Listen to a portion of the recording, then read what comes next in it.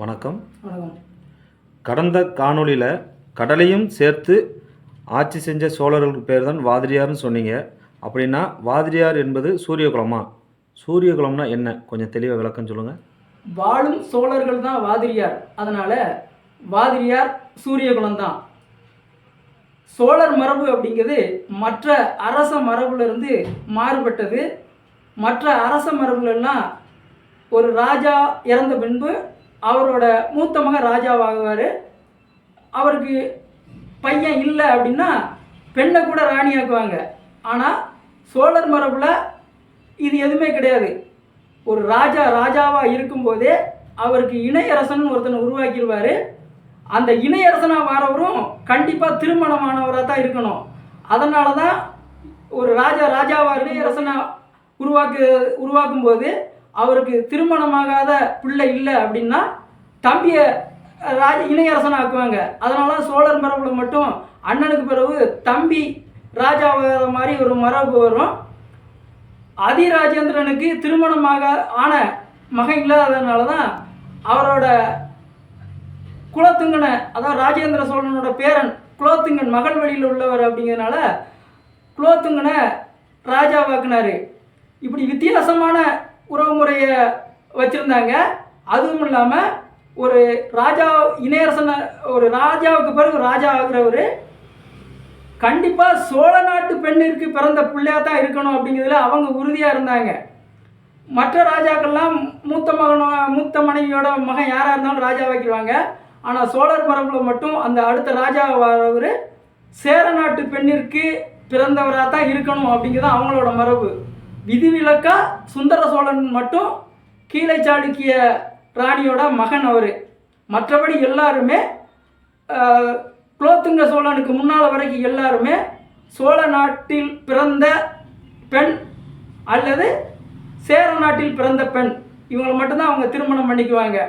இதனால் அன்று வாழ்ந்த பார்ப்பனர்கள் இவங்க வித்தியாசமாக ஒரு முறையை ஃபாலோ பண்ணுறாங்க அப்படிங்கிறதுனால உயர் உணர்ச்சிக்காக இவங்களை சூரிய குலம் அப்படின்னு சொல்லிக்கிட்டாங்க.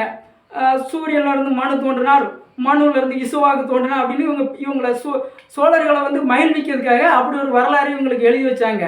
இப்போ உண்மையிலே சூரிய குலம் அப்படிங்கிறது இவங்க எதை பார்த்து அதை காப்பி அடித்தாங்க அப்படின்னா எகிப்தில், அதாவது கிமு 3ஆம் நூற்றாண்டு 300க்கு முன்னால் எகிப்திய மன்னர்கள், இன்றைக்கி நம்ம ராஜா அப்படிலாம் சொல்கிற மாதிரி அவங்க எகிப்து நாட்டில் மன்னரை பாரோ அப்படின்னு சொன்னாங்க. அந்த பாரோ மன்னர்கள் தங்களை சூரியனோட வழித்தோன்றல்கள் அப்படின்னு சொல்லிக்கிட்டாங்க. அதாவது அவங்க எப்படி சொல்லிக்கிட்டாங்கன்னா, ரா அப்படிங்கிறது சூரிய கடவுள், அவருக்கு ஒசரிஸ், இசிஸ், சேத் அப்படின்னு 3 பிள்ளைய இருந்தாங்க. ஒசரிஸும் இசிஸுக்கும் பிறந்த பிள்ளை ஹோரஸ். அதாவது அவங்க எப்படி கல்யாணம் முடிச்சுக்கிடுவாங்க அப்படின்னா அண்ணனும் தங்கச்சியும் கல்யாணம் முடிச்சுடுவாங்க. ஏன்னா அடுத்த பக்கம் அவன் கல்யாணம் முடித்தா அந்நிய ரத்தம் உள்ளே வந்துடும், இந்த ராயல் பிளட்டு மாறிடும் அப்படிங்கிறதுனால சூரியனோட ரத்தம் மாறிடும் அப்படிங்கிறதுனால அண்ணனும் தங்கச்சியும் கல்யாணம் முடிச்சிடுவாங்க. ஒருவேளை ராஜா இருக்கும்போதே அந்த ராணி செத்து போயிட்டால் ராஜா அவருக்கு பிறந்த மகளை கல்யாணம் முடிச்சிடுவார். அப்புறம் அந்த ராஜா இறந்து போயிட்டாருன்னா இந்த ராணிக்கு அண்ணன் தம்பி யாராவது இருப்பாங்க இல்லையா, அவங்கள திருமணம் முடிச்சிடுவாங்க. அவங்க அந்த மாதிரி ஒரு வித்தியாசமான திருமண முறையை கொண்டு வந்தாங்க. அதை தொடர்ந்து கிமு 300ல் அலெக்சாண்டர் எகிப்தை பிடிக்கும்போது அங்கே அவரோட பிரதிநிதியாக தாலமின்னு ஒருத்தர் நியமிச்சிருந்தார். அவரும் அவங்களோட அரச வம்சமாக காட்டணும் அப்படிங்கிறதுக்காக அந்த பாரோ மன்னர்கள் பயன்படுத்திய அதே வழக்கத்தை கிளியோபாட்ரா வரைக்கும் அவங்களும் பயன்படுத்துகிறாங்க. அதனால் அது ஒரு வித்தியாசமான உறவு முறையை அவங்க சூரிய குலம்னு அந்த எகிப்தில் சொன்னதுனால அதை காப்பி அடித்து இந்த சோழ மன்னர்களை ஒரு குஷிப்படுத்தணும் அப்படிங்கிற நோக்கத்தில் பார்ப்பனர்கள் எழுதி வச்சது தான் சூரிய குலம் என்பது.